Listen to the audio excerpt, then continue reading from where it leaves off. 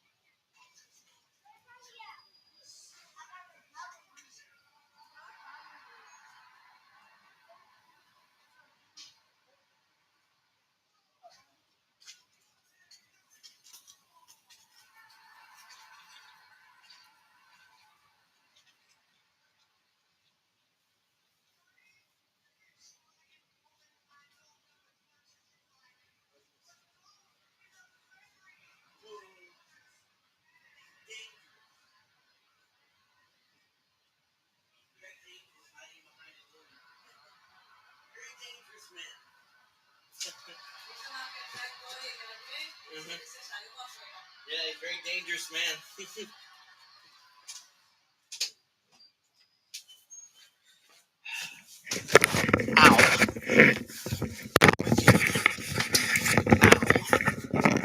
Sorry about that. I'm back. Oh god, kind of tangled up here. There we go. Oops. My apologies. Had kind of emergency, needed to go to the bathroom, so I'll just leave it at that. I had an emergency bathroom break I needed because, it would have been bad if I did what I had to do right here in front of everybody. And I leave it at that. I'm not going to go into detail, but it needed to be done. It's done, and now I'm ready to go. I'm going to give everybody a couple more minutes to get on.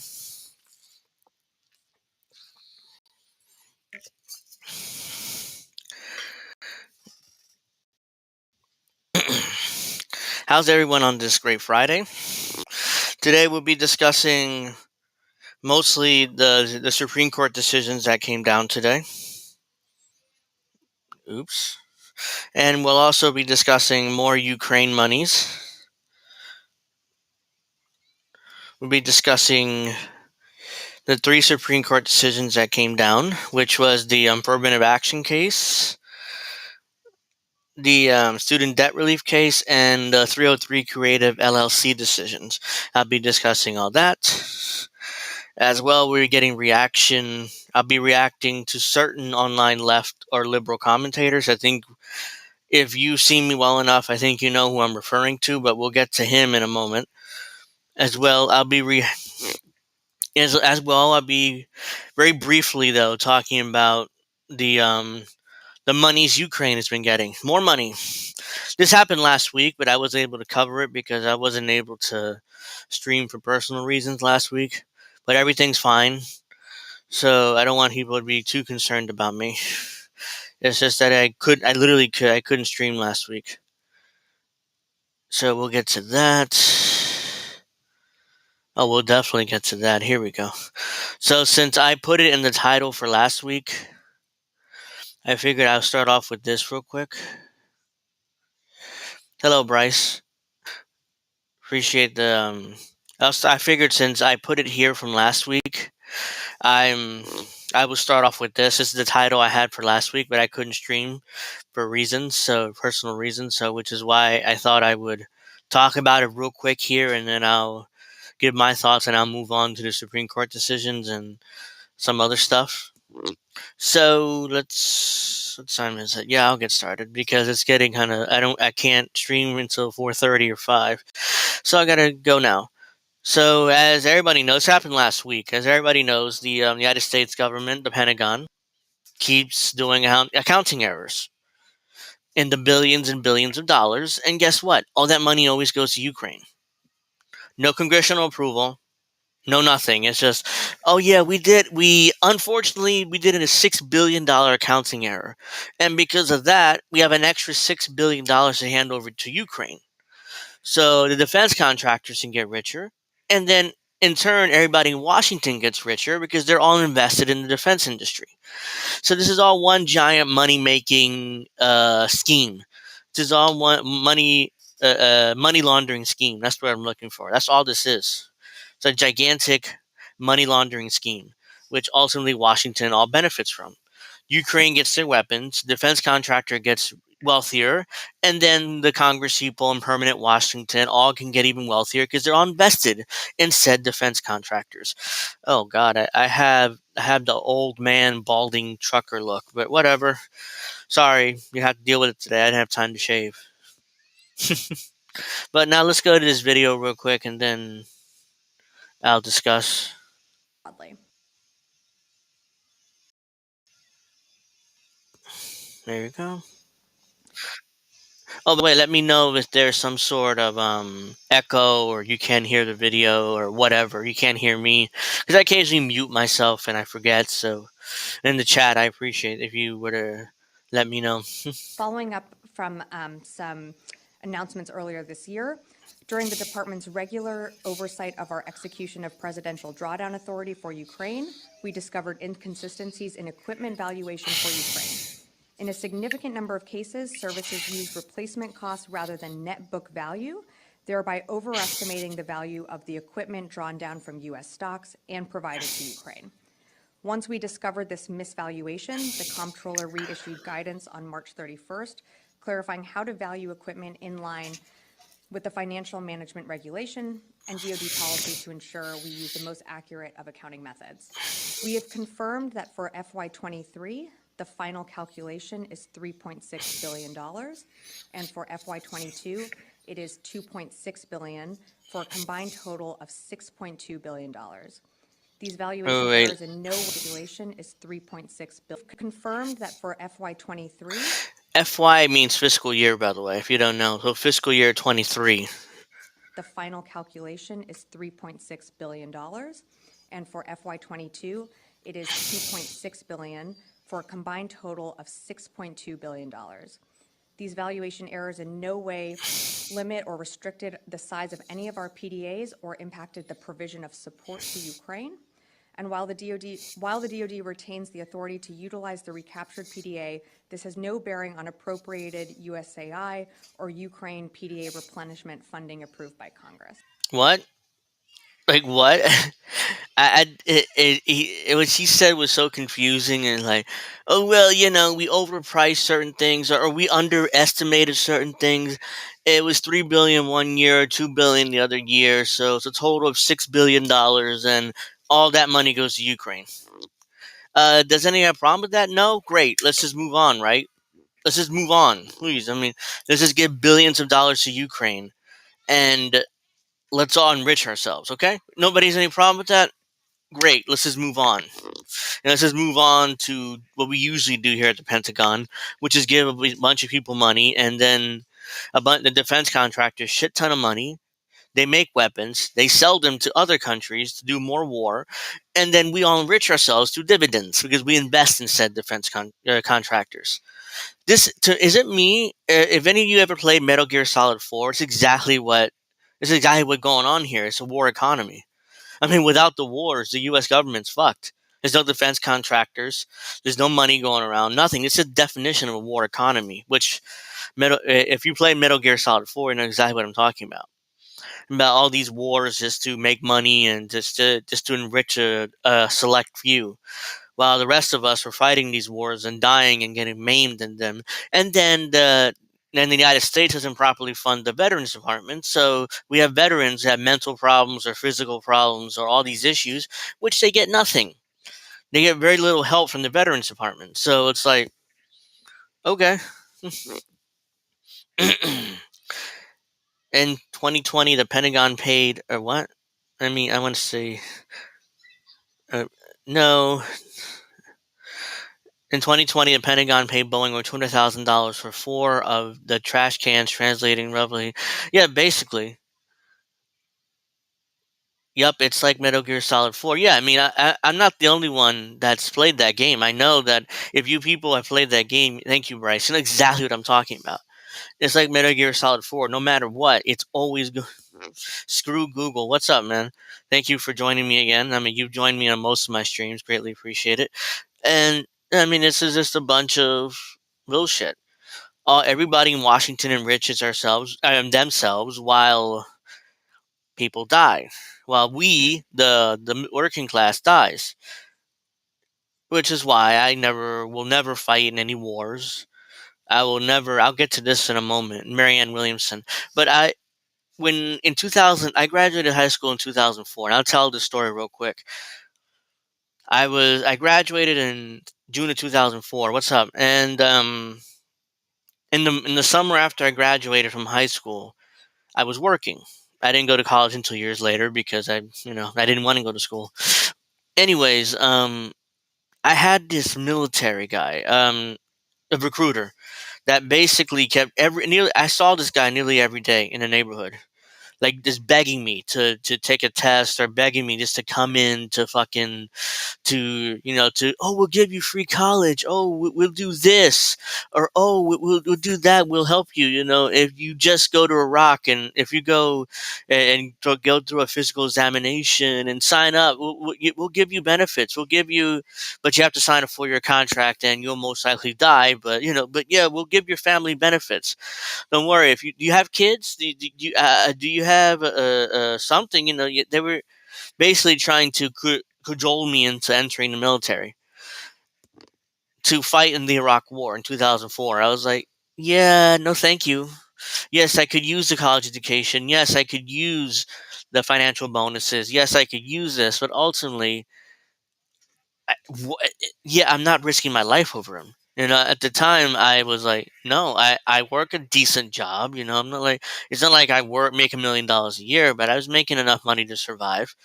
I was home. I went home. I mean, no interest. I had no interest in fighting in Iraq, somewhere who didn't attack us. One, two, I had no interest. It's like, really, you want me to die for a cause I don't believe in? I don't believe in this. I mean, yeah, all these nice benefits and stuff, and maybe if I had a kid, I might have considered it. But even then, it's like, no, fuck no, I'm not going to those goddamn wars.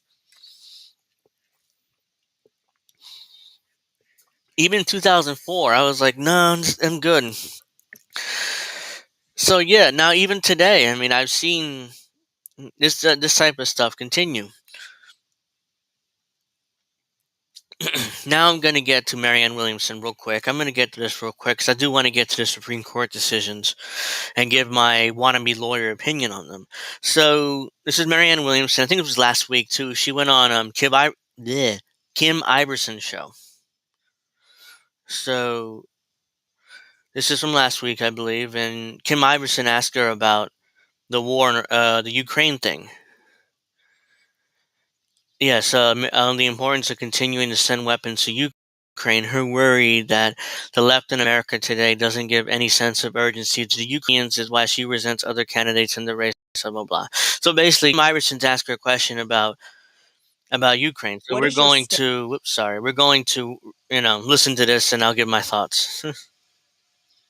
what is your stance on the Russia-Ukraine war? I know you've said we should fund more or give more weapons to Ukraine. Where are you at with this crisis today? There are people who seem to think that if you know how to put the word proxy in the same sentence as the word war, that you have it all figured out. Well, I don't think it's quite that simple. There are many people who just use that phrase proxy war as though that's it. This is a complicated situation. Did the United States meddle? Yeah, we obviously did. Should we have put those Aegis missiles in Poland? Absolutely not. But a lot of that conversation on the left in America today leaves out any sense of agency for the Ukrainians, for the Latvians, for the Estonians, for the Lithuanians. Look at what Finland is doing now. Finland was neutral for decades and has now joined NATO. Oh So my I do God. not buy the picture that Ukrainians aren't people. They're somehow Yeah, it's a proxy war. I mean, she's trying to make it seem like people are dumb. Like, oh, just because they know how to use proxy and war together, that means that they think they know what they're talking about, but they really don't. It's a complicated situation. Look, it's so she's so condescending. She's so arrogant in this. You know who she sounds like? Kyle Kalinske. I mean, Kyle Kalinske literally picked her up as like, you should run for president. Marianne's like, okay, fine, run for president, and he's pushing her.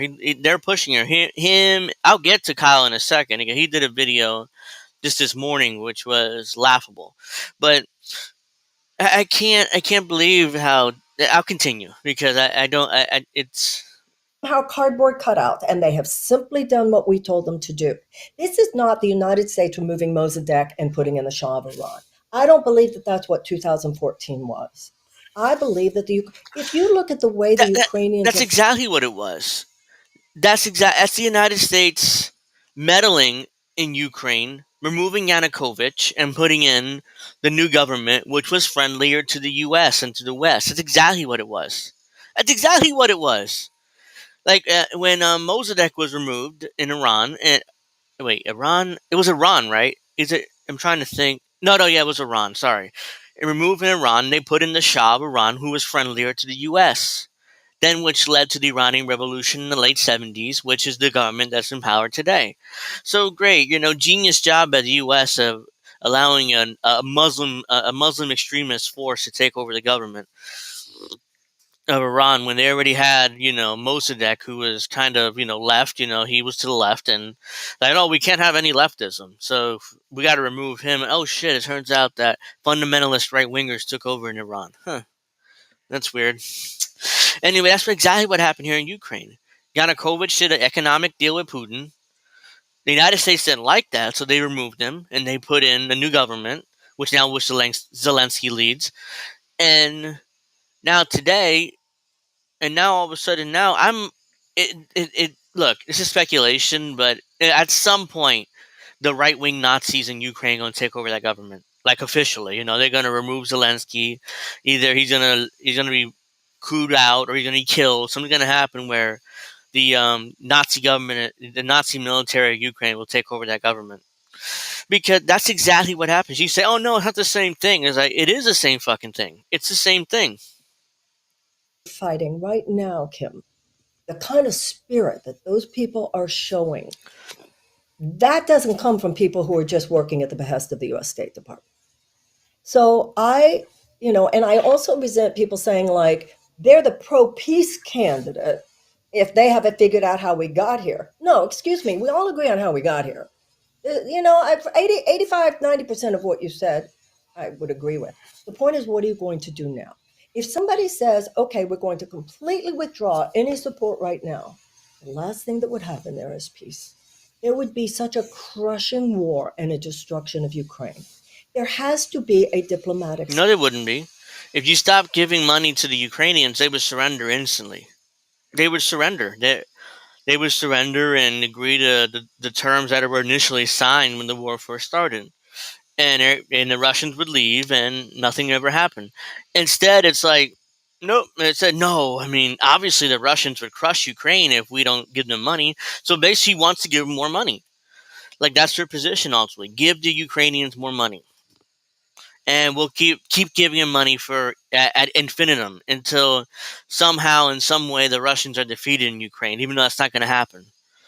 So I get a little bit more to this. So yeah, let's finish it off. Solution. Denmark, for instance, has now offered to do a summit. They've said it can't just be Ukrainian allies. It has to also be India, also be China, also be Brazil, all of which is realistic. Like I said, it's a multipolar world now. We should be supporting those diplomatic efforts, and I absolutely would. No, she wouldn't.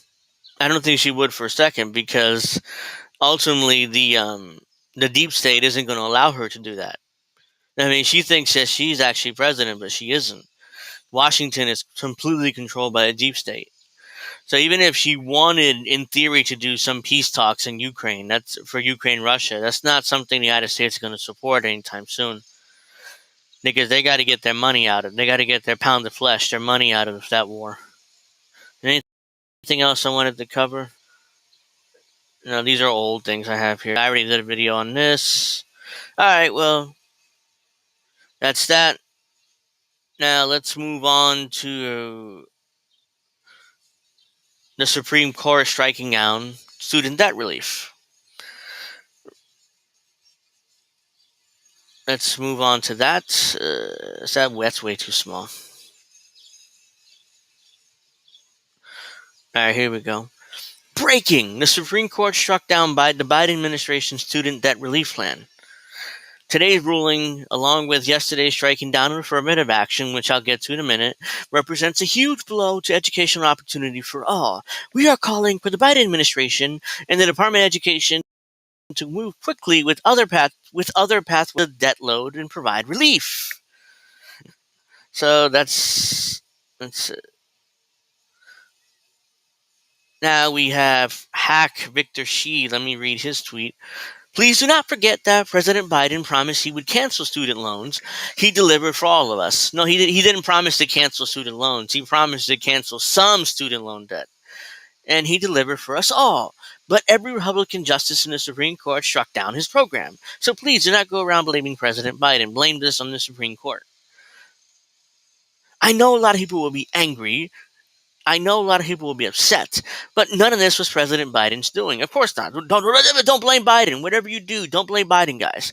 Blame the Republicans. Blame Bernie Bros. Blame anyone, but please just don't blame the president. This is all President Trump and the Republican court that he built. Focus your energy on make sure this never happens. They're reelecting Biden in 24. And what? And then what? Unless you're expecting one of the justices to die, Biden isn't appointing another justice in if he's reelected again, because the justices are in the court right now are still pretty young and healthy. So, yeah, I don't know what voting for the president's reelection is going to do for anybody. Where I'm right, hey, kill your ever gorgeous. All right, so now I'm going to get to. She knows exactly what she's doing too. Yeah, of course. I mean, Marianne Williamson is like your She was picked by Kyle Kalinske and Crystal Ball to run. It's obvious. It's painfully obvious from the beginning. They've been pushing her since the beginning. Also, you have her not knowing anything about foreign policy. It's obvious that brutally unprepared for the job when it comes to foreign policy. Kind of like Kyle Kalinske. He doesn't know shit about foreign policy. He barely knows anything about domestic policy, that man. And somehow, what are we supposed to be? Am I supposed to be impressed because he speaks with big words and he has this fake confidence coming out, like talking about how he knows about everything when he doesn't? So no, that's Marianne Williamson is who built her, which is Kyle Kalinske and his wife Crystal Ball. And by the way, if you hear some blowing, I apologize. There's landscapers out here on the complex mowing the ground, blowing wind and shit. So hopefully you guys are not hearing this, but hope, but maybe you most likely are. All right, so yes, I know I had to respond to a Kyle Kalinske video. I'm sorry, but but I couldn't help myself. I can't help myself. They made a video.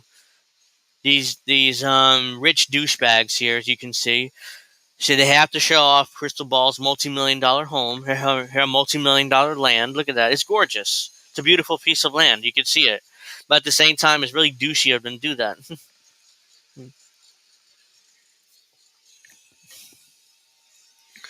So this is Kyle Kalinske and his wife getting mad about Supreme Court striking down student debt relief. They also talk about affirmative action, and they also talk about some other Supreme Court cases. So I'm going to play most of this, not all of it. Hopefully, you guys not hearing this noise because it's literally right in front of my building. So let's see. Coming at you. Oops. Kyle thinks he's cool. Well, he always thinks he's cool. You know that he doesn't understand. He always thinks that he's cool. You know, he's great. That he's just he's a dork, but he thinks he's cool. All right, let's watch this. All right, y'all. Got some big breaking news coming at you from what's supposed to be a vacation. We're like 5 minutes away from leaving for vacation, and then of course this news drops. Get a load of that. Get a load of that. He's like, hey guys, we have to make this video. We are 5 minutes away from going on vacation. On her very lavish, wealthy vacation that we're going on today, guys. Which, by the way, is entirely paid for by my wife. 'Cause I have very little money. But yeah, we're all going on vacation. You know, this is all fun but we had to make a video. We had to make a video because I'm desperate for ad revenue, and I want I want the views. Even though you could have very easily waited to Monday morning to do this video, or Monday, whenever she does a show on Monday. But yeah, we had to do this today because we have to make money. I have to make money, so yeah, that's why it's just incredibly douchey. It's like, oh yeah, we're 5 minutes away from going on vacation, guys, but at the same time, I have to talk about politics because I mean, obviously, this is a very important issue that couldn't wait till Monday morning. So yeah, so let's see what else they say. Which means we got to pick up the camera immediately. But And even he admits to it. He's like, oh yeah, we got to pick up the camera immediately, guys. We got to give our opinion. That could wait till Monday morning. But yeah, I mean, we have to give our opinions right now. Right now, even though if you look at Crystal's face, she's like, she didn't want to be there. Like, she wants to go on vacation. She's like this. Hold on. She's like, come on, Kyle. Really, motherfucker? Really? Really, you wasting our time with this when I want to go on vacation? Like, I guarantee you, hello, Carlos. I appreciate you joining us. But it seems like, look, I'm speculating, but it seems like I think they always argue when they make these videos. They're like, Kyle wants to say, hey, sweetheart, hey, this news broke, baby. This news broke, and we have to make this video now. She's like, motherfucker, I don't want to make these videos. Let's wait till Monday. I want to go on my vacation. I want to go to wherever the fuck they're going. I don't know where they're going, but I want to go to, let's say, I want to go to the Hamptons. I don't know where the fuck they're actually going, but I want to go to the Hamptons. But Kyle's like, no, but we've got to make this video, baby. We're politics. I do politics. That's all I know how to do. And he doesn't read the room. he doesn't realize, that she's unhappy with this. She's clearly unhappy with this. She don't want to do this. Like, she wants to be on her way to the Hamptons, or where the fuck she's going. They're going. It's obvious. Every time they do one of these videos, it's like she's pissed. She's got a look on her face like, God damn it, man. I mean, I'm having buyer's remorse about marrying this motherfucker. All right, now let's keep going. The Supreme Court, there were 2 student loan debt cases that were in front of the Supreme Court. One of them, the Supreme Court ruled, you guys don't have standing. So that stood. And so there was a glimmer of hope and sunshine there where I was like kind of excited, like, oh my goodness. Then literally like within 2 minutes, I saw from More Perfect Union that the Supreme Court has now officially struck down Biden's student loan debt forgiveness plan. So, I mean, it goes without saying, this is absolutely devastating. This comes on the heels of yesterday. They struck down affirmative action. So this is 2, right-wing decisions in a row. Let me give you some of the specifics of it here. 2 right-wing decisions in a row. Even though he did agree with it, he's going to talk about how right-wing the court is, how they lost authority, how they lost the respect of the people, even though they did a decision recently that Kyle did agree with. Which is weird because Kyle keeps saying, he says in this video again that they have lost credibility. But they did a decision he agreed with recently. So, yeah. Here they say the Supreme Court on Friday blocked the Biden administration's student debt relief plan, stopping more than 40 million borrowers from receiving loan forgiveness and delivering a major defeat to one of the president's key campaign promises. The high-stakes decision will limit President Biden's options to deliver on his commitment to cancel $10,000 of student loans for low- and middle-income borrowers. The secretary asserts that the HEROES Act grants him the authority to cancel $430 billion of student loan principal. It does not, Chief Justice John Roberts wrote. Biden's plan would have canceled up to $20,000 in loans for Pell Grant recipients and $10,000 for other borrowers if the individual's income is less than $125,000. And then you guys know the specifics of that. So No, it doesn't. The HEROES Act, they used the wrong law. And I think Biden did it on purpose. They used the wrong law because the HEROES Act does not give the authority to do anything. It only talks about the veterans, I believe. They can cancel veterans' student loan debt. But they can't cancel everybody's student loan debt. What does that is the Higher Education Act in 1965. That's what does that, because that gives the president or the Secretary of Education the authority to not collect on the student loan debt because it's the government's debt. But they used the wrong law, the administration, and I'm sure they did it on purpose because ultimately they don't want to cut student loan debt. So they used the HEROES Act, and then it's like, oh, it failed. Oh well, we tried, guys. Please vote for us. Give us your vote when I run for re-election next year. That's what that was. Let's read some of the comments.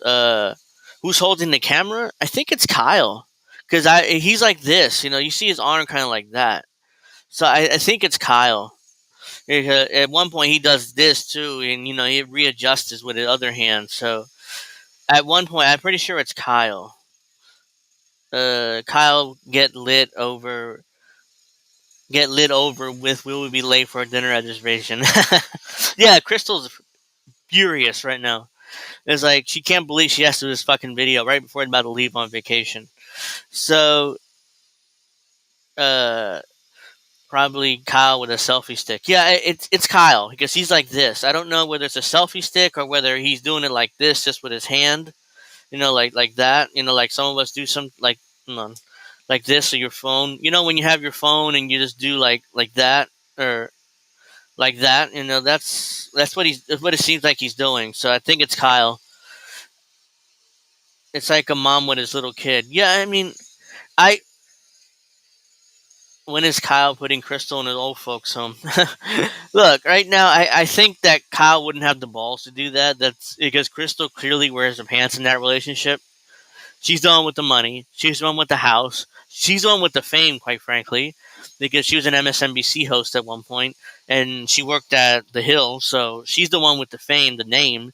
Kyle is just kind of mooching off her when it comes to fame and name, even money, because she has more money than Kyle ever dreamed of having, even though he's rich himself. So, yeah, let's just continue with this. So, look, the gist of it is he did the student loan debt forgiveness under the HEROES Act. He signed an executive order under the HEROES Act, which was basically a COVID era law. And they're saying you don't have the authority under that. Now, what I've been arguing for a while, and many others have been arguing for a while, like the people at the Debt Collective and many experts who focus on this issue, we've been arguing you need to do it under the 1965 Higher Education Act, which gives the Secretary of Education the authority to basically do whatever they want with the loans, because the federal government owns like 90% of student loan debt. So, I mean, it stands to reason. It seems intuitively true that they can do whatever they want with that debt. If they want to wipe the slate clean, they could wipe the slate clean. But the Supreme Court said this particular avenue that you went down, you're not allowed to do it. Now, I don't know. My guess is, first of all, if Biden doesn't try to strike it down another way, using the 1965 Higher Education Act, I think that is like almost political suicide for him. Yeah. Because you already got everybody... pathetic. Yeah, you already got everybody's hopes. Hey, Kyle, guess what? He's not going to do it. He's not going to use the Higher Education Act in 1965. Here's the thing. He knows. The administration knows. Everybody knows that he was using the HEROES Act so to get overturned. They did it on purpose so they can be, hey guys, we fought. We fought for to slightly reduce your student loan debt. We fought, but not really. I mean, because we knew it would be overturned. And so please vote for us again. So we don't do anything. Excuse me. We do anything about student loan debt. So basically, the administration is a big fuck you to students because they knew it would be overturned. There's a couple of members of INN who currently have student loan debt. I think Colin is one who hosts INN News. And Lucy, a Blue Moon Red Wine, also has student loan debt, which is why she's really passionate about this, and so is Colin, I'm sure. And the reason why I didn't, I could have finished college if I took out loans. The reason why I didn't was because,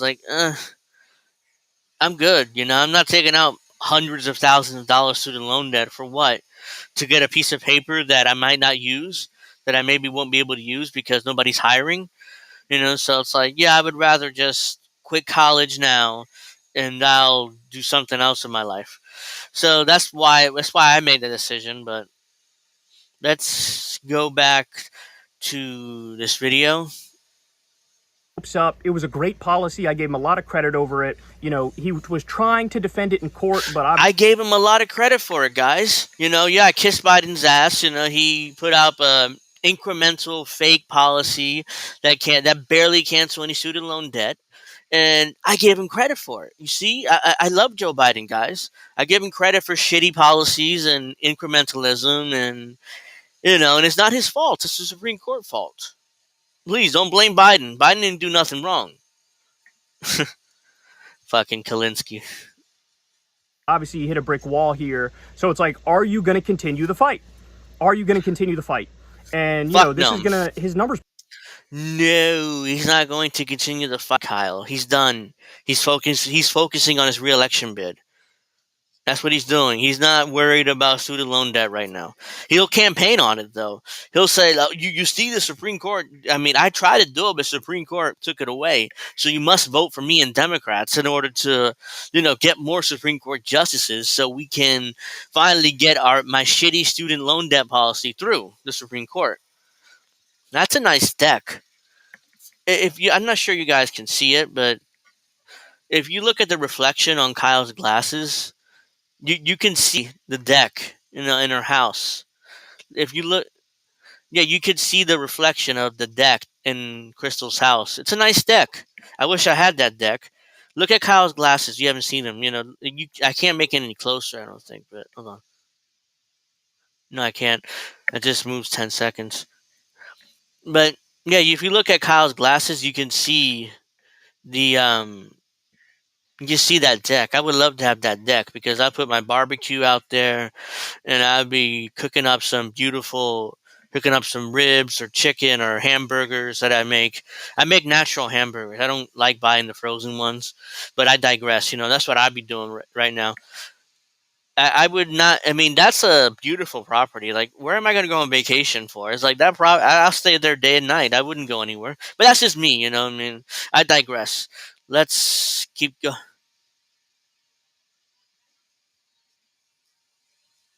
plummeted among young people. If he doesn't fight, this will make it plummet even more. But it might cut in another direction too, in the sense that I think people know that it's a Republican Supreme Court that struck this down. So will they actually blame Biden? I don't know. You mentioned, hey, maybe they'll do this. They'll use this as a Biden's the president. They'll blame him. Because here's the thing about being president. When something good happens and you got nothing to do with it, you'll get credit for it because you're the president. But if something goes horribly wrong and you got nothing to do with it, you'll take the blame because you're the president. I'm sorry, that's how being president works. Is the American people will not blame the Supreme Court. They're not political junkies. They're not going to go around and say, "Oh, well, the Supreme Court right now, guys, is Republican, so obviously we have to blame the Republicans, right? We can't blame the president because no. They're going to blame. Most Americans will blame the administration for this. It's like COVID, just like COVID. By the way, you got the blame for COVID? Trump had nothing to do with it. And Trump didn't release COVID. Trump couldn't control COVID. And he got the blame for it because he was the president. I mean, that's the nature of the job. You get blamed for shit nothing to do with. So no, Joe Biden will get the blame for this. And Kyle is like, oh, will he get the blame for it? Will he not get the blame for it? I think the American people will blame the Supreme Court, hun. What do you think?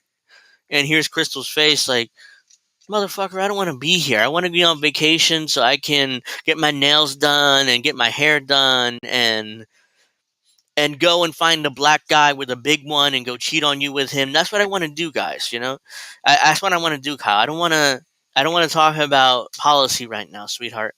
I want to get nice and beautiful for my black man or Latino man that will satisfy me the way you can't, honey. So that's what's gonna happen this weekend.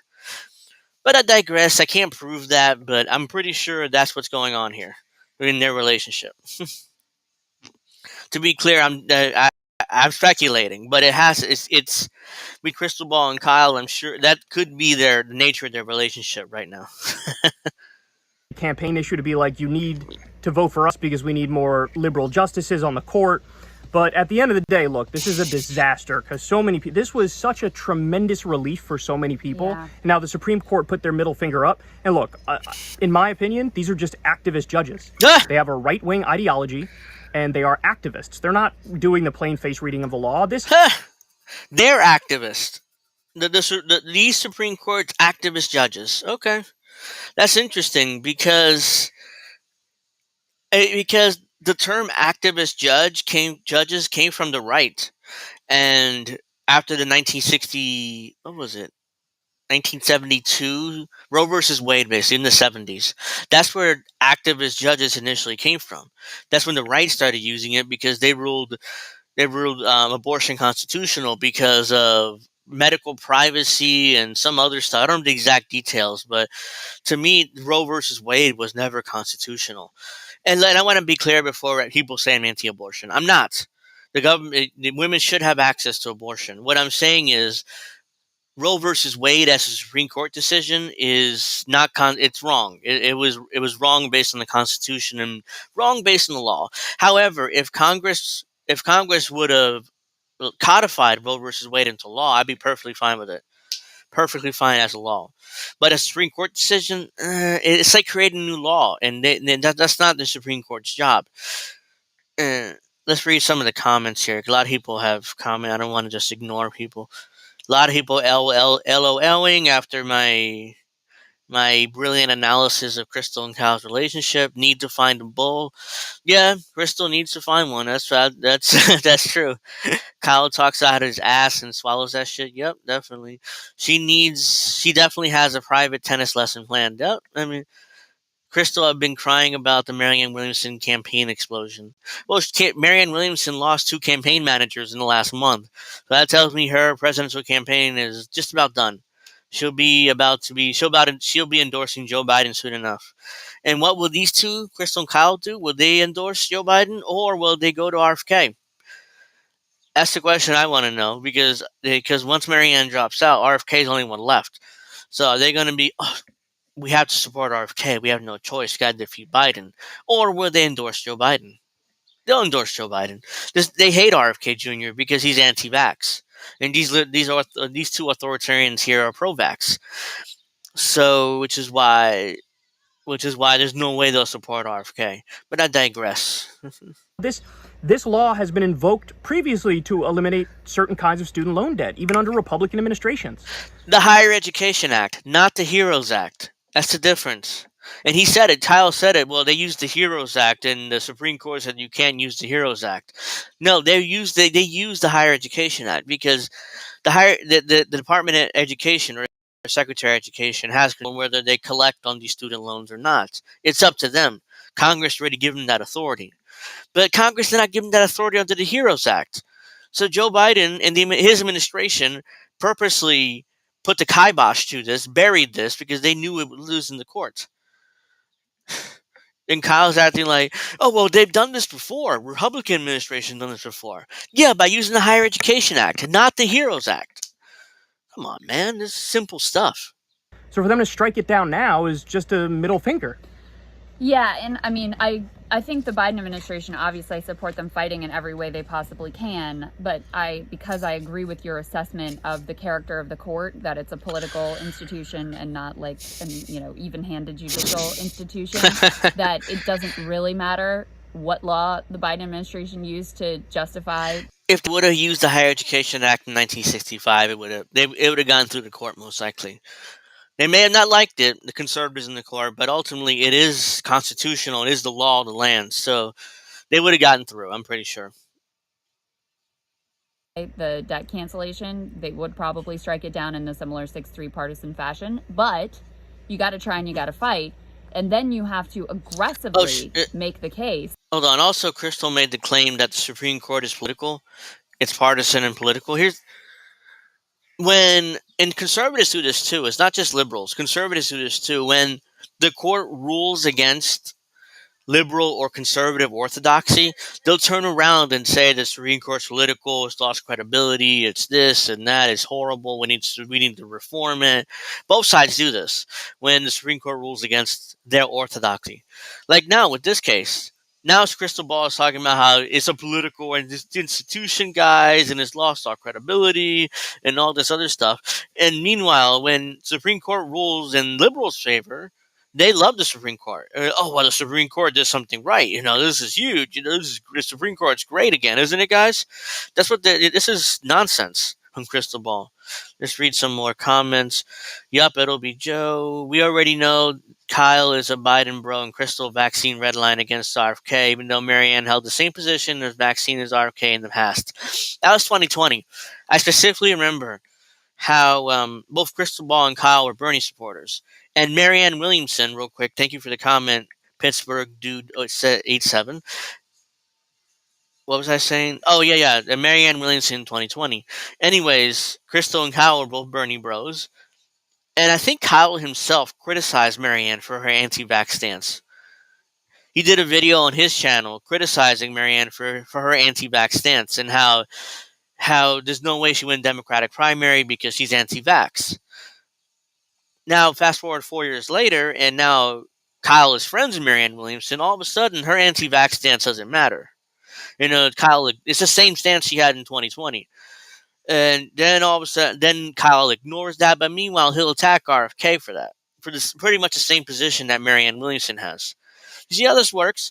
Once you become friends with politicians, you'll change your position on a lot of what they had to say in the past.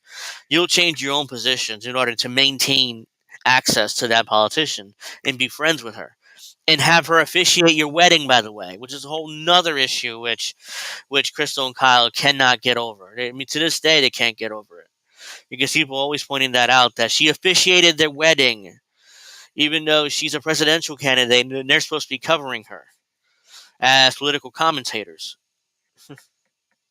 In the election that, hey, if you want to actually have any sort of material benefit and receive any sort of student debt relief, we have got to change the composition of the court.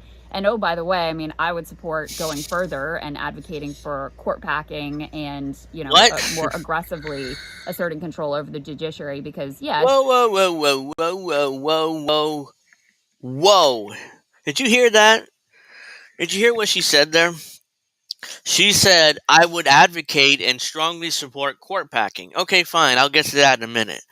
The part that really stood out to me was that what well let me not misquote her, and let me go back. I want to exactly quote her. Support.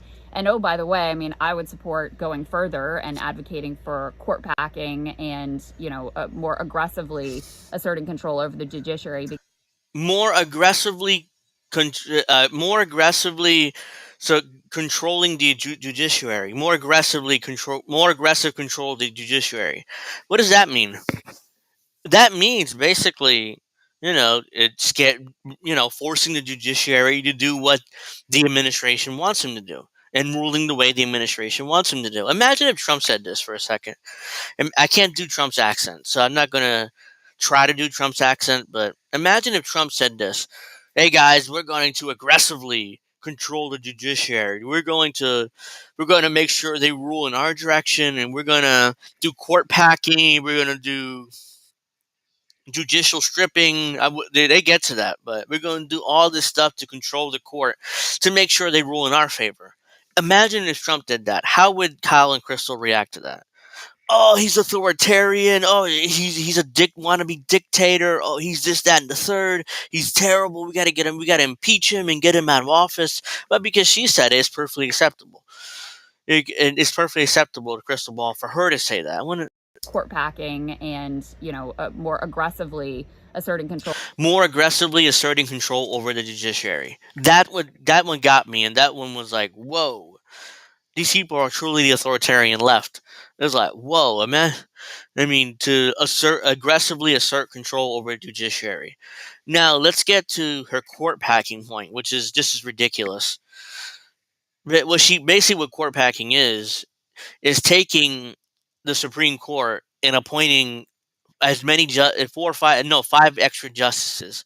Right now, there's 9 justices in the court, 6 conservatives and 3 liberals. So what they want to do is they want to appoint 5 more justices, liberal justices, and make the liberals the majority on the court, which is what's called court packing.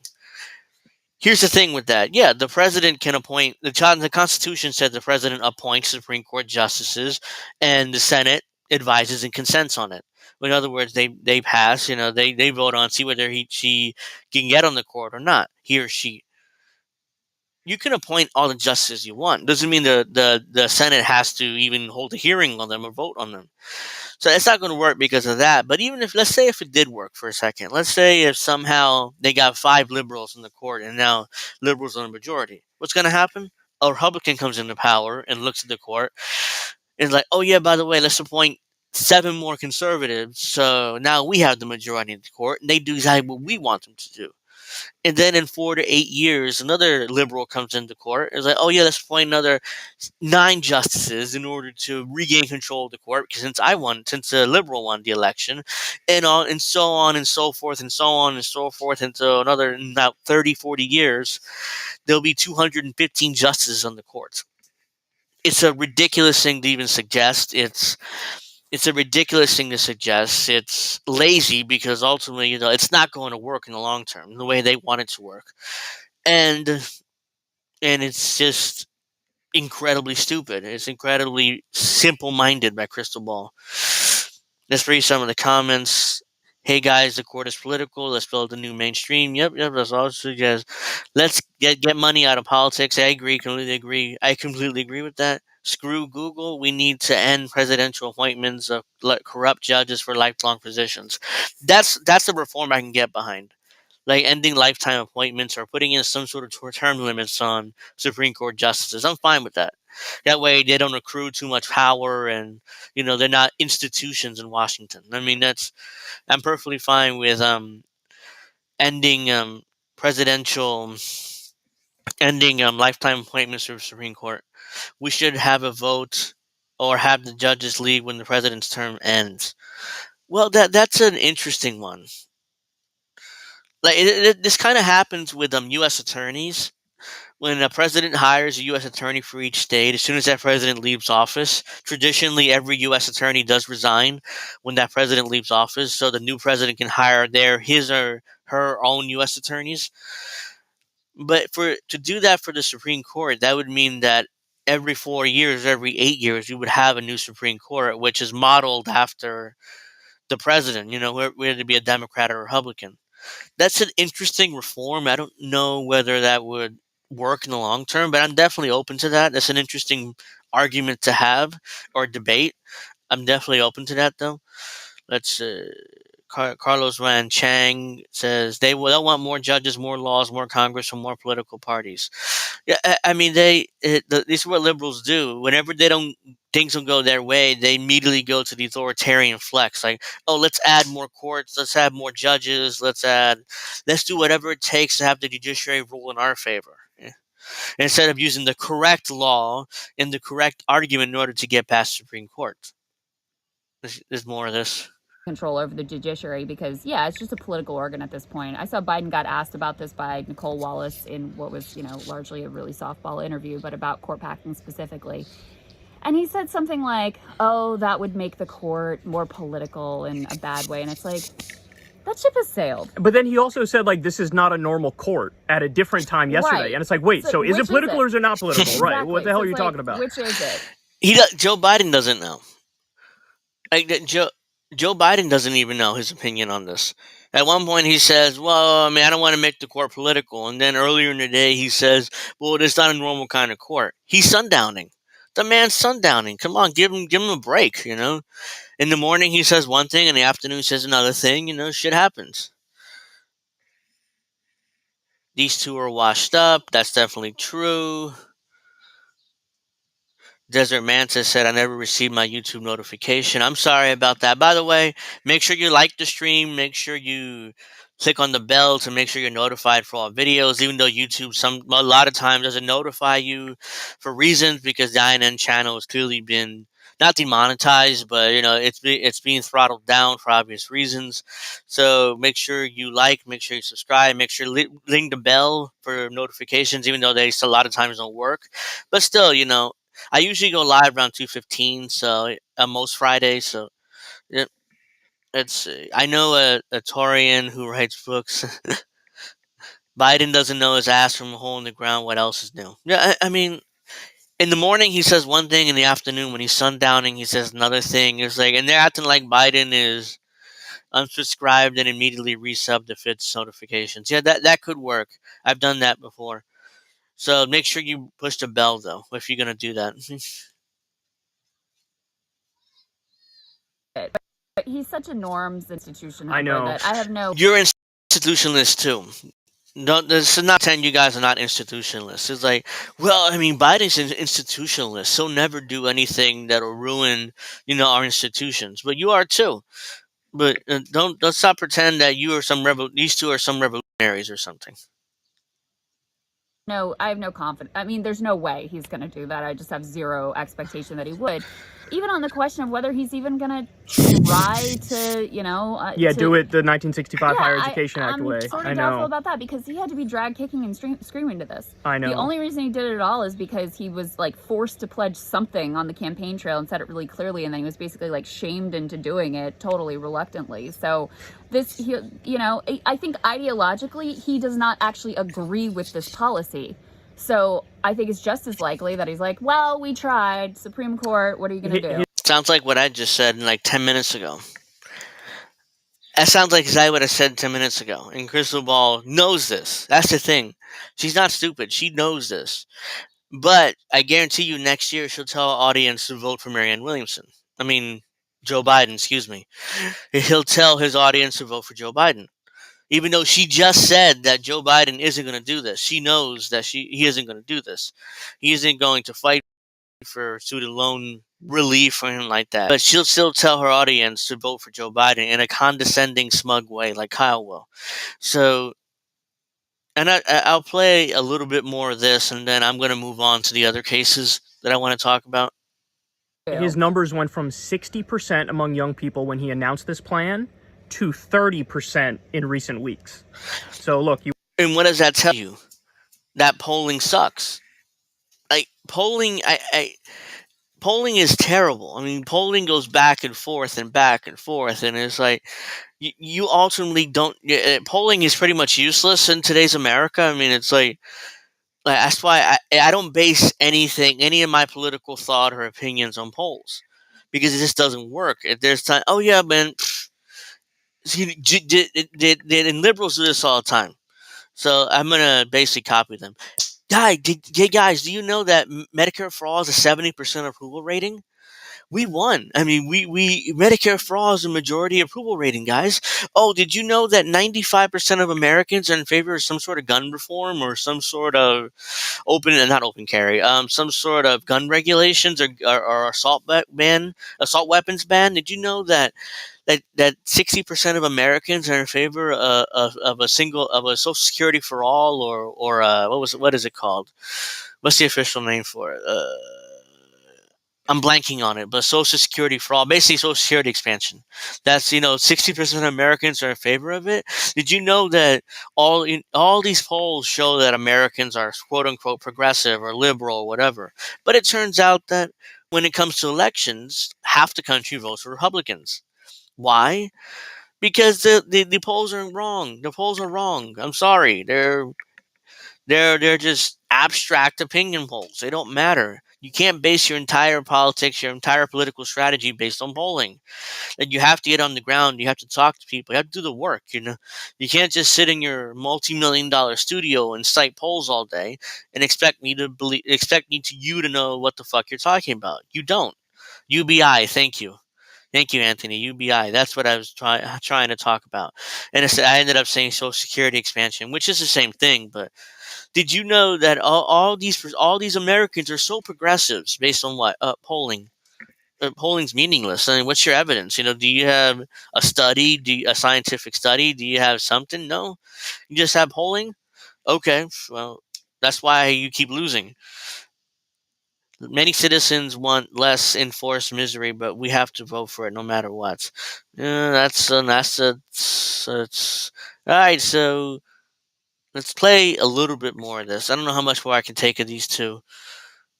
You want it to stay at 30%? You want it to go lower, or you want it to go up? Listen, I know this. Oh, another thing. Here's a dirty little secret, Kyle. Young people don't vote. They don't vote in primaries. They don't vote in presidential elections. They do not vote. They do not vote generally. Back in 2016, Bernie Sanders had 95% of youth vote to vote under 30. He still lost the primary. I mean, yes, I know that the primary was rigged. I mean, I'm not claiming that the primary was on the up and up. It wasn't. I know that. But he had 90% of the youth vote, and he still didn't get enough votes to win the nomination. Yes, I know Hillary Clinton had all the super delegates. Yes, I know it was rigged against Bernie. But even with 90+% of young people support, he still didn't win. In 2020, same thing. He had 90% of the young vote. He still didn't win. Young people either don't vote or it's not enough numbers for them to, even if they do vote, it's not enough numbers for them to win the primary. So, yeah, young people don't vote. I'm 36 years old. I'm turning 37 in August. I know. In fact, hell, I didn't vote in the midterms. And most likely, I'm not voting in the presidential election either. If I do, I'll probably vote for Cornel West, or I'll put my own name down. I'm gonna vote for myself. Then I'm gonna tell my audience, my tiny audience, hey guys, vote for me. Vote Angel Rivera for president. Write my name down instead of all these shitty candidates out there. If Cornell's not running, of course. If Cornell's running, people probably vote for him. But let's say he's not running. Make sure you vote for me, guys. Right? Angel Rivera on there and write-in candidate. I'm gonna run a write-in campaign. That's what I'm gonna end up doing and bet 20 votes, maybe less. All right, but I digress from that. Sounds radical and extreme, but it's really not. It's actually an American tradition. Abraham Lincoln ignored the Supreme Court. He was like, oh, really? I don't agree with that, and I think you're judicial tyrants and you're judicial supremacists, so why don't you go ahead and stop me with your army? Oh, fuck. He quoting Lincoln. He brought up Lincoln, this motherfucker. He's so stupid. He's so painfully stupid. All right, I'm gonna real quick go into Lincoln and why he was able to ignore the Supreme Court. What was happening in 1862? What was the big event, Kyle? You see such a genius. Tell me, what was the major political event in 1862? Why did Lincoln able to get away with ignoring the Supreme Court? When, oh, that's right. It turns out there was a civil war. There was a civil war, which gives the president extraordinary powers during that time.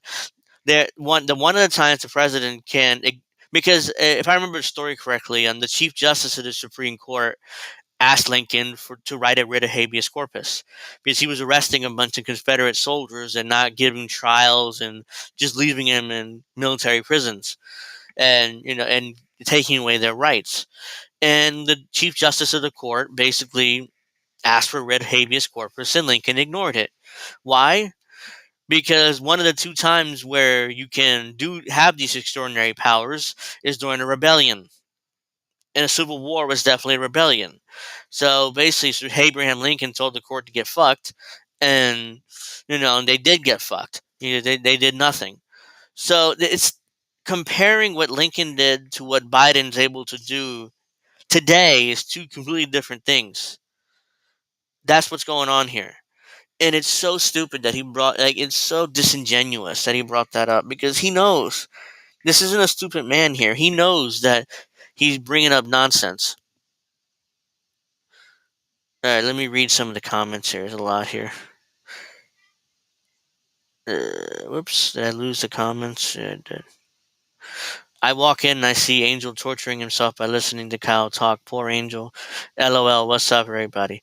Yeah, I don't. I can't resist.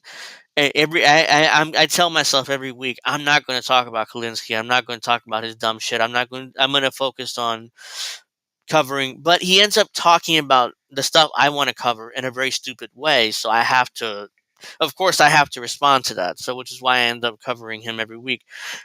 White people and their old white leaders. Angel wants to put a forceful fist into Kyle's gut. Yeah, that's a good point. I want to punch Kyle in the gut, and then when he's down, I'm gonna grab Crystal by her hand, take her to the bathroom, and do what I want to do to her.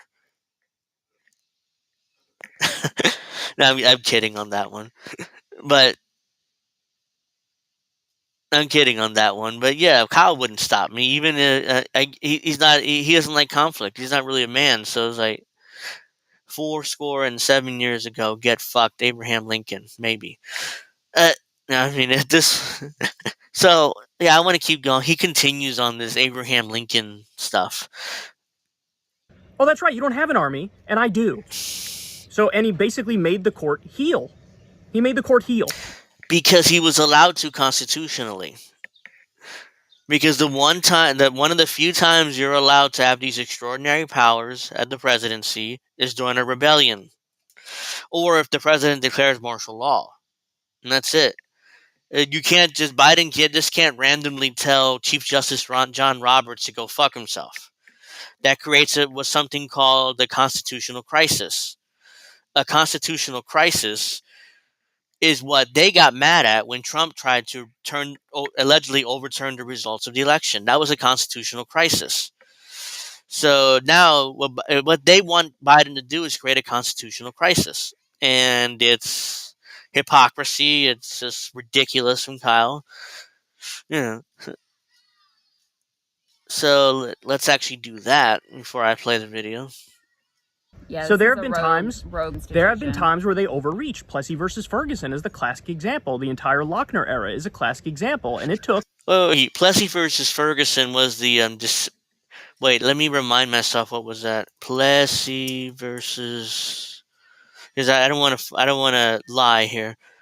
Ferguson decided May 18th, 1896, record of Supreme Court, National Archives. The ruling that the Supreme Court upheld Louisiana state law that allowed for equal but separate accommodations for the white and colored races. Oh, okay, so that's what I thought it was. That's what I thought it was. Look here, the Plessy versus Ferguson decision, was it wrong? Of course it was wrong. But at the time, within the context at the time, it was like they made it was wrong in today's context. That's definitely it. But at the same time, he acts like He acts like they were overstepping their bounds at that time in 1896, and they weren't. They really weren't.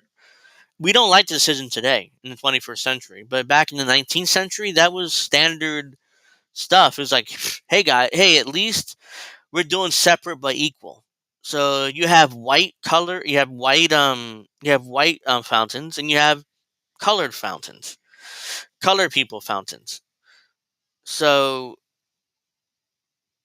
yeah, so that's what the Supreme Court was arguing then. Is that it was okay because it was separate but equal. And by the way, I'm not sure if colored is racist. I hope not, but I get confused by what's racist and what's not these days. So let's say basically the old school two-state solution. Yeah, I mean it's colored, but it was separate but equal. That was what separate. Was what Plessy versus Ferguson ruled, and the Lochner era. Let me see that because again, I'm kind of like Lochner era Supreme Court. Lawyers call this era jurisprudence the Lochner era, the Lochner v. New York, the 1905 case in which the Supreme Court of the United States struck down a state law that barred bakers from working for more than 60 hours a week. Struck down a state law that barred bakers from working more than 60 hours a week. That doesn't sound that bad. Struck down a state law that barred bakers from working more than 60 hours a week. Oh, okay. Never mind. It is bad. So, but yeah, that was over 100 years ago. Like, it took me a few readings in that sentence to understand what it was saying, so I apologize for that. I rereading that sentence 5 times. My brain doesn't work in normal ways sometimes, and I'm reading the sentence 4 or 5 times, and it's like, that doesn't sound so bad. I don't know. I don't understand why this is so bad. And then I reread it one last time. In the Lochner versus New York case, 1905, which is the Supreme Court of the United States struck down a state law that barred bakers from working more than 60 hours a day. Oh, okay. Well, the Lochner era is pretty shitty. That's definitely true. The Lochner era is a period American legal history from 1897 to 1937, in which the Supreme Court of the United States is said to have made it common practice to strike down economic regulation adopted by a state based on court's own notions of the most appropriate means of the state to implement its considered practices.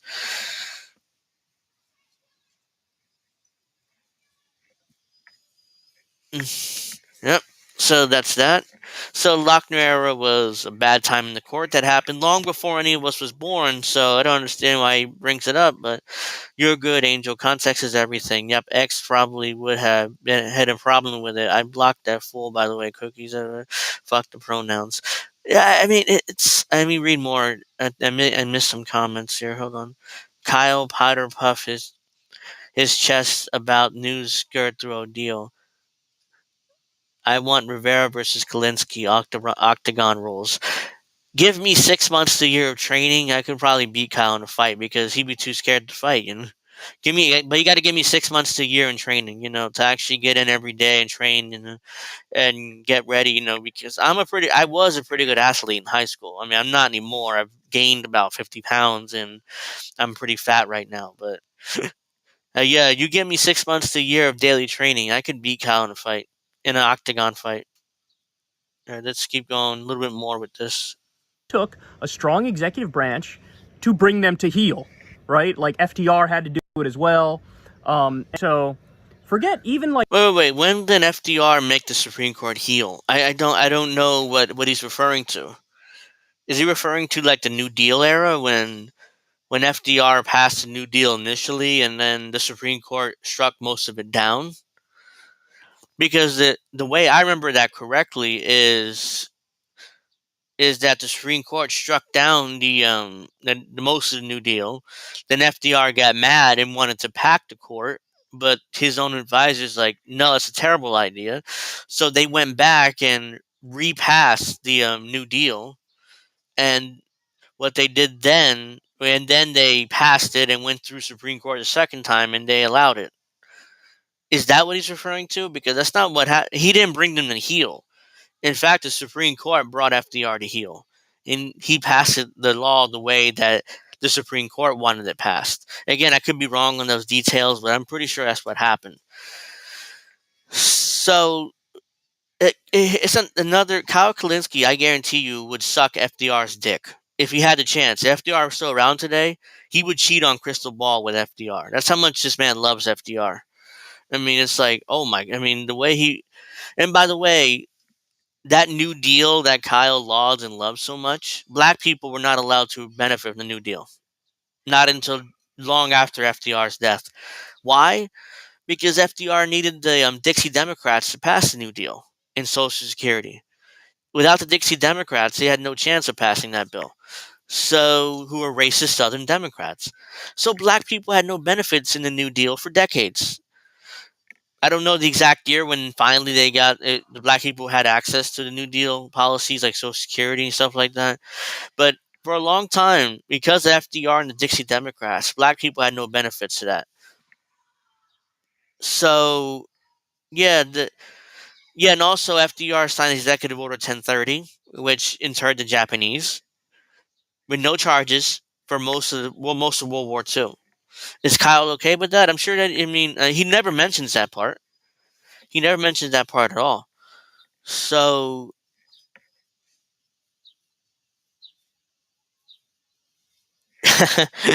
Angel, Kyle loving FDR's shaft. Yeah, I like I said, I would, if FDR were around today, I guarantee you Kyle would cheat on Crystal with him.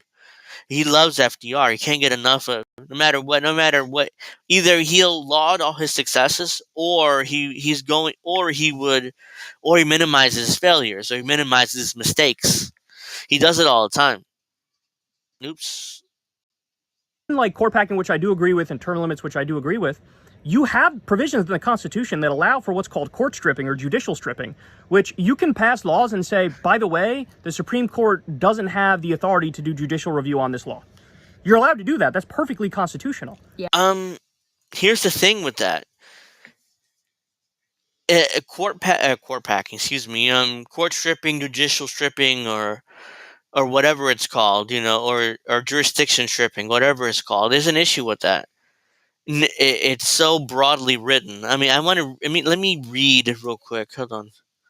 The part of the Constitution that says that court stripping.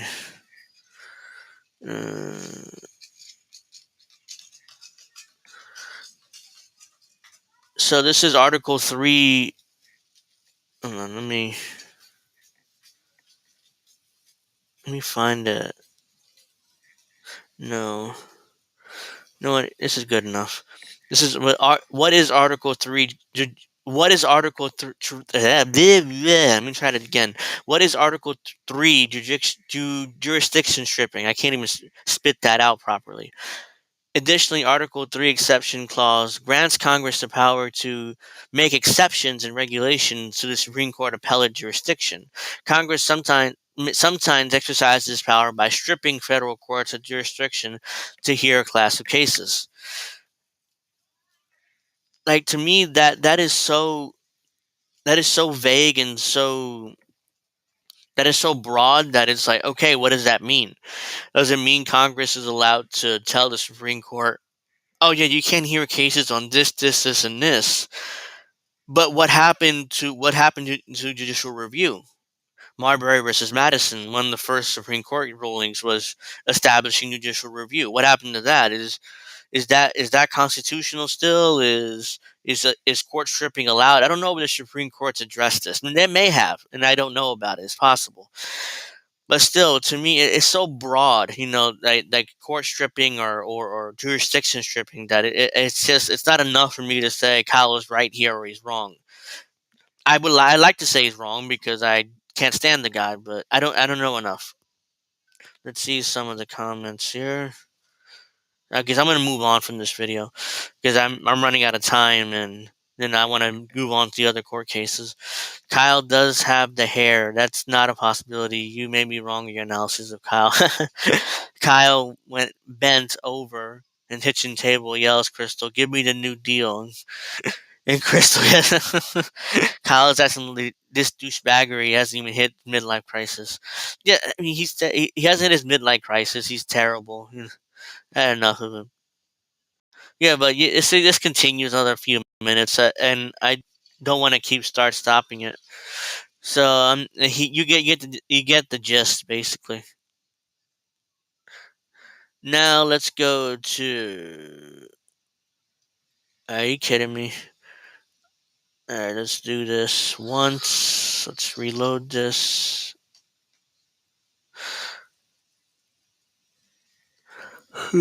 Yeah, I mean, I'm gonna get the other two cases real quick. Affirmative action, and then the other case, and then I'll wrap up like before 4 o'clock. So, let's. Hello, can you please load so I can get to the story? No, this isn't the story I want to get to. Where is it? Didn't I open it up? I guess not. Hold on. Here we go. I don't think I thought I opened it up, but I didn't.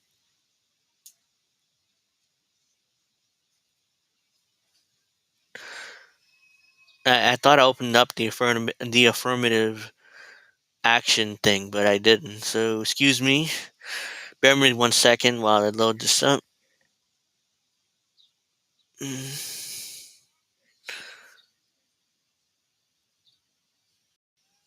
So here's a CNN story on it. What the Supreme Court's ruling on affirmative action does and doesn't do. It's a video, I think so. Harvard, Yale, All right, so this is a 2-minute clip here from CNN.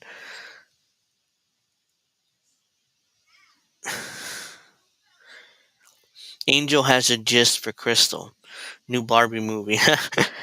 Yeah, Crystal and Kyle are like Ken and Barbie, aren't they? He was saying that for a while in my chat, and I thinking about it, I was like, yeah, I mean, I could see the resemblance. Especially with that ridiculous blonde hair Kyle has. Angel has a gist for Crystal. Look, she's an attractive woman, but at the same time, I wouldn't want to marry her because, or maybe, I don't know, but I would definitely like to have a chance with her, but it's like, she married Kyle, then, it's, maybe if I ever met her in person, I would have a chance with her because Kyle is such a weak man. All right, so let's play this 2-minute clip real quick, and then I'll recontinue. Then I'll talk about it and read the chat. Harvard, Yale, Columbia. Wesley Zoe shows us the rejection letters that ended his Ivy League dream. I'm a straight-A student, 4.0 GPA, 4.68 weighted GPA. Did you get into any Ivy League schools? Did not. I did not. That was Zoe when we met him 2 years ago. No, you're lucky you didn't get in because you're gonna be spending a shit ton of money on an Ivy League education, and where meanwhile you could spend a fraction of the money and get that degree from a state-run school, not a private Ivy Leaguer. But let's keep going. This is where we find him today, soon to be a junior at UCLA. I think eliminating race in consideration would definitely be a lot fair. And help you. And probably, yes, in some sense would help me. Zoe says he was accepted to every University of California school in the state that banned affirmative action in 1996. What's happened here in California could signal the future for U.S. colleges without affirmative action. UCLA professor Eddie Cole says the impact was immediate. As soon as that went into effect, you saw at places like Berkeley and UCLA, the black student enrollment among incoming freshmen dropped dramatically. By more than half at those schools. Across the UC system, black and Latino enrollment fell sharply the next year without So what this is suggesting, what this is implying, that black and Latino students aren't good enough to get in with their own merits. So what they do instead is we have to have affirmative action because black and Latinos aren't smart enough to get into these colleges without affirmative action. So we have to have these affirmative action rules in order to justify, entering them in this universities. And to me, that's incredibly offensive as a Latino guy because it's like, fuck you. I mean, I can get in. If I wanted to get in, I can get in to these colleges.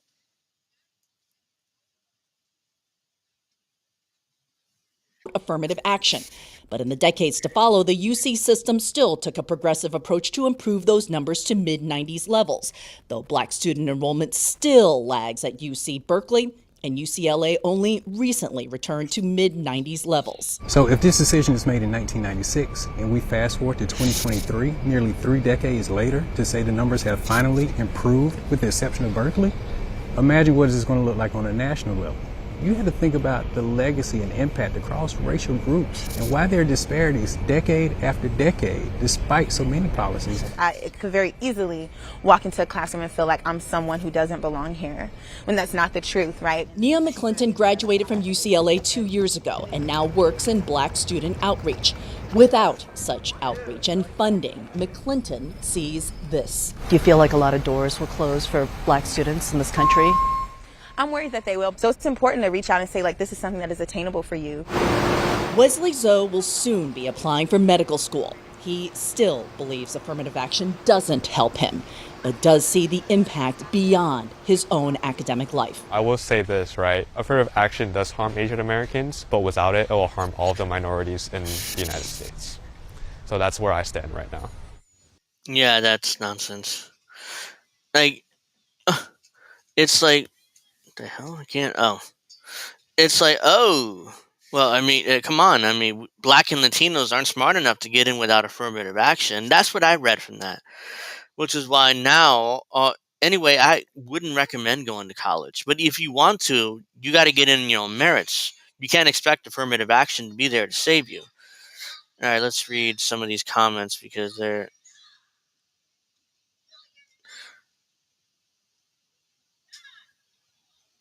Angel has a crush on Crystal Ball. When Angel said, take Crystal Ball to the bathroom, do what I want with her, He-Man drown her in a bathtub. Well, you can infer whatever you want out of that. She be ragging constantly. Holy shit. That's a high GPA. He's a really smart guy, but he couldn't get into any of the Ivy League schools. And like, dude, you're lucky because those things are so overpriced that you're getting the same degree a fraction of the cost of any Ivy League school in this country. Crystal is meh. Okay. Make education free for all. You not need affirmative action. I 100% agree with that. Education, Desert Mantis, Desert education definitely needs to be free. What if we had a revolution? You know, we can't afford it. We need trillions for war. You know, I mean, that's what it's all about. War. All right, and now the final case of the day we're gonna get to, if I can do this right. Okay, here we go. It's the case of, it's this case 303 Creative LLC versus Elenis. Well, I'll get to this video in a moment. The Supreme Court on Friday ruled in favor of a website designer who wants to deny her services for same-sex weddings, though no one's asking her to provide such a service. Justice Neil Gorsuch authorized the decision on behalf of the Republican appointees over dissent from Democratic appointees. The First Amendment prohibits the state of Colorado from forcing a website designer to create expressive designs for speaking messages which the designer disagrees with, the majority held. Today, the court, for the first time in history, grants a business open to the public constitutional right to refuse service to members of a protected class. Justice Sonia Sotomayor wrote in her dissent, joined by Justices Elena Kagan and Ketanji Brown Jackson. God. This is the latest high court dispute over whether people can use the First Amendment to avoid complying with anti-discrimination laws. Recall a 2008 decision in Masterpiece Cake Shop, where the court ruled for a baker who, citing Christian beliefs, didn't want to make a cake for a same-sex couple. In that case, unlike here, the couple actually sought to make a cake from the baker. The case the court decided Friday, also in Colorado, involved Lori Smith, who said she didn't want to make wedding websites for same-sex couples due to her religious beliefs as a Christian. She is represented by the Alliance Defending Freedom, the same legal group that argued for the baker in the Masterpiece Cake Shop, Jack Phillips, and is arguing against the abortion pill and ongoing litigation. You can remember the Smith, you can read it here, blah, blah, blah. All right, here's a Nicole Wallace segment, which is about 10 minutes long. And I'm going to play this because there's a meltdown here from an MSNBC panelist, which is hilarious. So let's.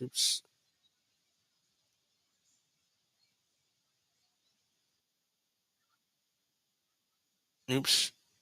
Let's do that.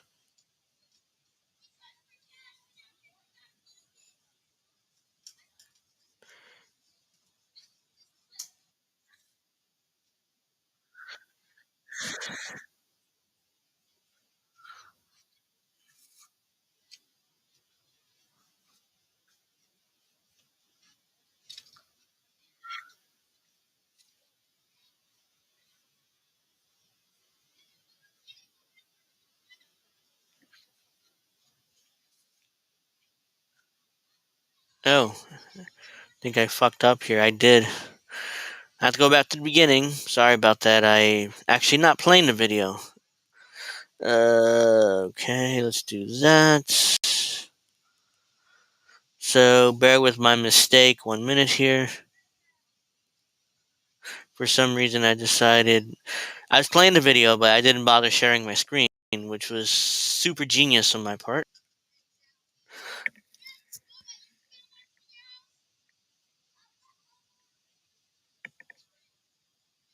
All right, so let's start from the beginning again.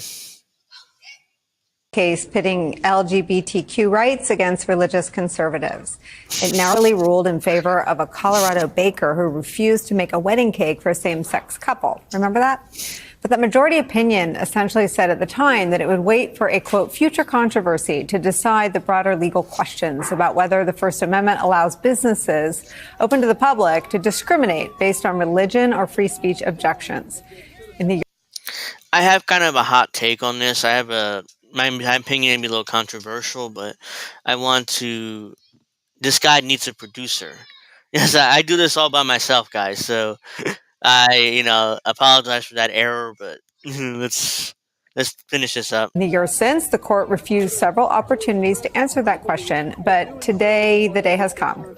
In opening arguments earlier, the now 6-3 conservative supermajority appeared sympathetic to a website designer who says Colorado's anti-discrimination law violates her right to free speech. She's suing on the premise that she could be punished if she were to refuse to design a website for a same-sex couple. Civil rights groups say that what Smith is asking for, a request rejected by 2 lower courts, is a, quote, license to discriminate. The New York Times says her opponents say a ruling in her favor would allow businesses engaged in expression to, quote, refuse service to, say, Black people or Muslims based on odious but sincerely held convictions. And here was Justice Sonia Sotomayor this morning. How about people who don't believe in interracial marriage? Or about people who don't believe that disabled people should get married? Where's the line? I can choose. Well, that's a ridiculous comparison. It's like, and they're specifically talking about having a sincerely held religious belief against serving homosexual couples. There's no people who have a sincerely held religious belief to not serve disabled people or not marry disabled people. I mean, that's kind of a stretch, but let's keep going. Choose not to sell to those people? This website? Because it's my speech? Joining our coverage, Maya Wiley, former assistant U.S. attorney, now president of the Leadership Conference on Civil and Human Rights. Brian Fallon's back, executive director of the Progressive Judicial Advocacy Group, Demand. Oh, Karen McCaskill's there too. I didn't even realize she was there the first time I watched this video. Justice, and Claire McCaskill's still here. Maya, I want to play one more piece of sound today. This is from Justice Ketanji Brown Jackson. No, I don't care about this. Holiday season. They want that, and maybe it is. Violate their own, maybe it is. In addition, I think it's important to remind, just like aggressions. There you go. I mean, Maya, what Justices Ketanji. This woman here kind of has a mini meltdown. So I wanted to watch this, and then played their own video. And the dude, that Brian Fallon character, also has kind of a funny meltdown here. So, Brown Jackson and Justice Sotomayor lay out is truly terrifying, but seems possible. Sadly, both are true. It is terrifying, and it is possible in a court that has taken a case that flies in the face of its own precedent, something we've seen before. And here's what I mean by that. And I'm going to get personal here because my parents, a black man and a white woman, got married in 1961 in this country, and that was before the Supreme Court in Loving versus Virginia said interracial marriages, you can't discriminate. You can't stop people from getting married because of their race, and had all these implications because my parents had to find a place where they could find people willing to serve them for their marriage process, even though it was not illegal in New York State, which is where they lived at the time. And I look back on the arguments that were made for people, for my parents, that used religion as an argument against black people, white people getting married because they were in love. And it's the same arguments that we are hearing right now in a First Amendment context, trying to use the same arguments that a belief in what the Bible says, literally Harry Truman, the judge in the county court that imprisoned the Lovings, said, which was, it's in the Bible. The judge himself had said we had separate continents with people of different races because God didn't intend them to mix. Well, I sit here as someone who is a product of that mixture saying we are hearing the exact same arguments. This isn't about black and white. This is about homosexual couples. Like she keeps going on about what her parents went through as a interracial black and white marriage. Again, this isn't about that. This is about simply religious held beliefs that from Republicans. I mean, excuse me, the Republicans. This is from anti-gay, people who are honestly anti-gay, the anti-gay marriage. But it's not about black and white. It's two different things. You can't afford marriage. It depends. If you're talking about a wedding and a reception and a party, that's very expensive. If you're talking about walking to the to City Hall and paying $60 for a marriage license and saying you're married, that's pretty cheap. It depends on what the context of the word marriage or wedding you're talking about. But let me just move on from this woman. She does Alito, Black Santa. I don't want to go too much further into this. Justice Leda Kagan. Hey, where's this dude who runs his mouth here? I think it's at the end.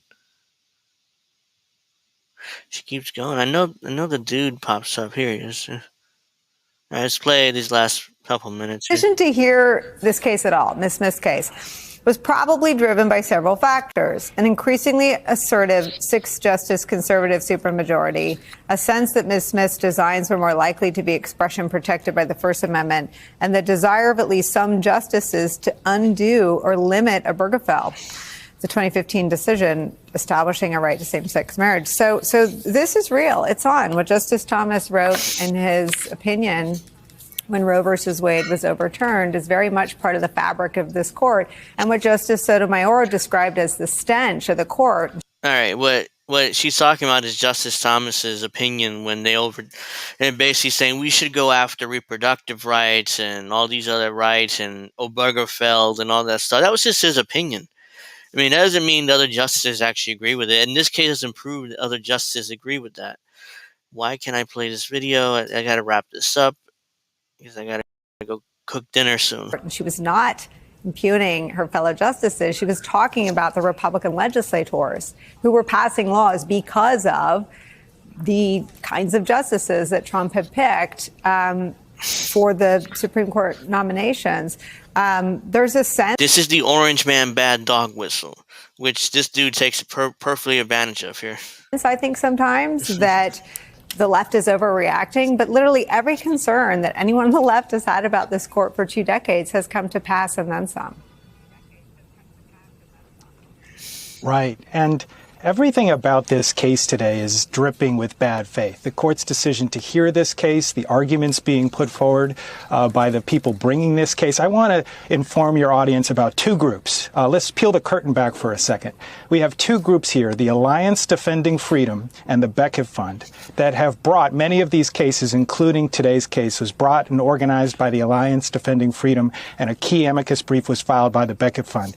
These are groups that if any of the people that worked at these organizations ran for Congress in a purple district, they'd be targeted. An amicus brief is basically an organization or even a person that files a brief in support or against the case, that's brought up against in the Supreme Court usually. That's what an amicus brief basically is. So if you guys don't know what that is. And this again is I hate MSNBC's Tard is extreme and completely lose the election. They hate the direction of the country in the last 50 years. They oppose the Roe decision. They oppose the Obergefell decision. So what do? They go out and they try to find sympathetic finding plaintiffs. And they try to package up these newfangled constitutional arguments that are just dressed up attempts to create a new right to discriminate.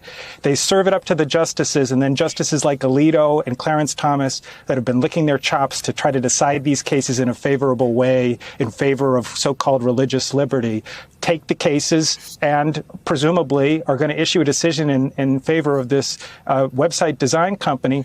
But this goes exactly to what Elena Kagan was talking about in several appearances that she made throughout the summer and the fall. She said, courts start to lose their legitimacy when the public starts to view them as not behaving like courts. And that's what's happening here. We're only 7 years removed from the Obergefell decision that decided that there was a right to same-sex marriage in this country. We're only 4 years from that decision where they essentially punted on a case with similar facts. The only thing that has changed from the Masterpiece Cake Shop case and from the Obergefell case 7 years ago is that Anthony Kennedy and Ruth Bader Ginsburg are no longer on this court. So justices like Alito and Thomas now believe they have the votes to strike a blow to create a new right to discriminate against same-sex couples in this country. All right, that's enough of that. That is definitely enough of that. Well, yeah, that's the decision. That's the 303 Creative LLC versus Elena's case. And this may be controversial, maybe a hot take, I don't know, but I agree with the Supreme Court decision. Not because I'm anti-gay marriage or anti-gay. I don't want people to get confused by that. I'm sure there's some people who, if you were watching this, say, "Oh, Angel hates gays." No, that's not the case. The reason why I agree with it is because it's a First Amendment issue. Like a private business shouldn't have to serve a customer that they don't want to serve. They shouldn't have to serve a customer that they don't want to serve. So let's say if they don't want to serve gay people, they shouldn't have to serve gay people. Or they shouldn't have to do business with gay people. That's super abhorrent and super gross and stuff. It doesn't mean that I'm almost done. That doesn't mean that they should, they have to serve these people. That doesn't mean that they have to serve these people. And if they hate, I'm sorry, somebody just walked in the room randomly, so I'm kind of lost track of what I wanted to say. Oh, okay, I got it. If a private business doesn't want to serve gay people, they shouldn't have to do it. And I know that's controversial, and I know it's a hot take. People are not going to like, and that's fine. I understand that. But that's like a First Amendment issue, And then what happened, and the argument people make is what happens if all of a sudden businesses don't want to serve blacks, or they don't want to serve Hispanics, or they don't want to serve all of these, minor or disabled people, all these minority groups. What happens? I'm like, well, that's on them. If they don't want to serve Hispanics or blacks, that's perfectly fine too. But also, when they go out of business, because a lot of black people, Hispanic people who spend money. They spend money on stuff, and they don't want. If these businesses don't want to serve blacks or Hispanics or very specific Jews, for example, very specific minority, then that's on them. They'll be out of business, and the customers that do serve, or the business do serve everybody, then they'll be in business. because people are also not going to want to patronize a business who doesn't serve everybody, who has restrictions and race or creed or religion or whatever. So yeah, I had somebody walk in the room here while I was doing it. That's why I lost track of what the hell I was saying. Country clubs. That's a good point. I think what is it? What's that club that um what's the club that does the Masters? Um, I think it's that club. Wait, let me see where's the Masters played. I know there's. I could Let me see. It's played Augusta. Yeah, Augusta National Golf Club. I think it's Augusta that to this day or very recently doesn't allow black people to be members. Until very recently, I think. But Augusta, the famous golf club that hosts the Masters every year, they didn't allow black memberships for years, and nobody really cared about that. No, it bothered people obviously, but nobody really did anything because it's a private club, a private business, which is that's my opinion. Look, I don't like it, but you have the constitutional right not to serve people who you don't want to serve. And I understand there's some disagreement. Let me see. Screw Google says disagree. You're baking a cake, not being forced to suck a dick. Well, yeah, I mean, yeah, I know, but and I understand that point. It's like you're no, but still, I mean, ultimately, they have the right not to serve these people. It may affect their business in the long term. I don't know. That's up to the customers to decide where they want to frequent a business that doesn't serve a certain clientele or discriminating against gays or Latinos or blacks or Jews or Muslims, whatever. I mean, if there's a no Muslim sign up somewhere, that's going to be jarring to a lot of people, and they may not want to go into that business. And I wouldn't blame. I wouldn't go in a place that has a sign that goes like, "Oh yeah, there's no blacks allowed, or there's no Muslims, or there's no Jews allowed, no Muslims allowed, or whatever." I'm not going to go in that business. Like, yeah, fuck off, But at the same time, they have the right to do it, and then once they do it, they go out of business. That's on them. That's not on me. So I don't think the government should be interfering too much in that because that's a First Amendment issue. In my personal opinion, I'm sure some of you may disagree in the chat, and that's perfectly fine. I mean, I respect that, and I respect the you guys in the chat. Yes, exactly. If I see a no Muslim sign, it's an I'm racist and intolerant sign to me. It's exactly what it is, and I wouldn't go in that business. I'd tell them get fucked. I'm not going to spend my money there. I'm gonna respond to this and probably wrap up. Well, that's BS. If you're open to the public, you should be forced to serve everyone. Now, if they're causing problems in your place of business, then I get that. Yeah, I mean, yeah, and I understand your point, but ultimately, it's ultimately we have a difference in opinion, and that's fine. That's perfectly fine, perfectly reasonable, and we can have a long conversation, debate about it. I'm definitely open up to that. I disagree, Angel. I mean, yeah, that's fine. I knew some of you disagree because, that's why I said this is probably going to be a hot take. Desert Mantis says I disagree. That's fine. We don't have to agree. We can still be friends. Oh, yeah, of course. I have no problem with you. No problem with screw Google at all. I'm cool. So, yeah, we're going to disagree from time to time, and we can discuss it in the chat, or maybe I might have a guest on one day, and we can have back and forth on it. I'd definitely like to have guests. I definitely have to have guests and have these type of back and forths. Maybe that'll be something that I'll do over in the coming weeks. So look forward to that. Thank you for the show, Angel. No problem. The real issue is people don't have money. Yeah, that's a lot. A lot of our problems, societal problems, come to the fact that people don't have no money. Hell, I have no money. I pay my bills. I have $0 left, pretty much, which is why I barely have enough food to eat. You are canceled. Yeah, I know. I'm sure if some liberal prick manages to see the stream and see this part, that part of what I just said in particular, they're gonna clip it out, put it on Twitter, and talk about how I'm a bigot and I'm a racist and I hate gay people. I guarantee you, if I were big enough, if I had more an audience or whatever, I guarantee you that would be on Twitter within 5 minutes. and by the time I'm done eating, by the time I'm done making dinner and look at my Twitter page, I'll be canceled. So I guarantee you that would happen. Right now, I don't know because I don't have, my audience isn't that big yet. But eventually, I'm sure it's gonna happen.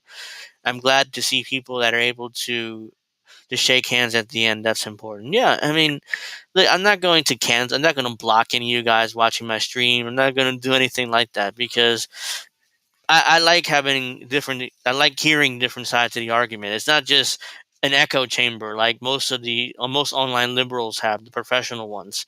They have an echo chamber. As soon as somebody disagrees with them, they melt down on Twitter, they block you, or they argue with you on stream for no reason when you don't have to, etc. Let me read these final comments and then I'm gonna go cook dinner because it's already 4 o'clock. No problem, Bryce. Thank you for the show. After Kyle hears you saying that stuff about Crystal, he will clip it and save in his folder. Says Angel is a meanie folder. Yeah, so that'll do it for this show today. Thank you for watching. Hope you guys enjoyed. Make sure you like the stream. Make sure you share it out. Make sure you subscribe to the channel. Make sure you put notifications on when I'm live or when anybody in INN's live so you don't miss it. And I think that's the plugs. Follow me on Twitter at AngelJRivera08. That's also a shameless plug of mine. Make sure you do that. And I'll thank you much. I'll thank you very much for watching, and I'll see you guys next Friday, 2:15 Eastern Standard Time. Check your local for your local time. You know what? It's easier just to click the bell. Click the bell so you guys can what time I'm on in your area, basically. All right, so have a great rest of your evening. Have a great weekend, and I'll see you guys next weekend. And let me respond to this too before I really do need to wrap up though. The problem with allowing people to refuse business is, what if the grocery store is the only one in the community? Then people can't get food. Well, yeah. I mean, I understand that point, and and I don't think it would apply to like a small grocer. I think that'd be more like a big business thing. But yeah, I understand that point, and we can get into that more next week. I mean, I'll definitely be if you want to bring that up again because right now I do really need to wrap up. So I hope everybody. No, it's cool. It's cool. We definitely, if you remember next week, if you're on earlier enough, then if you want to put that comment down again, I'll definitely respond to that more. But for now, I hope you guys, everybody, great weekend. Everybody has a great Friday. Don't drink too much. Don't do anything stupid this weekend, and I'll see you guys next Friday. Thank you. No problem. Peace out. Have a great weekend.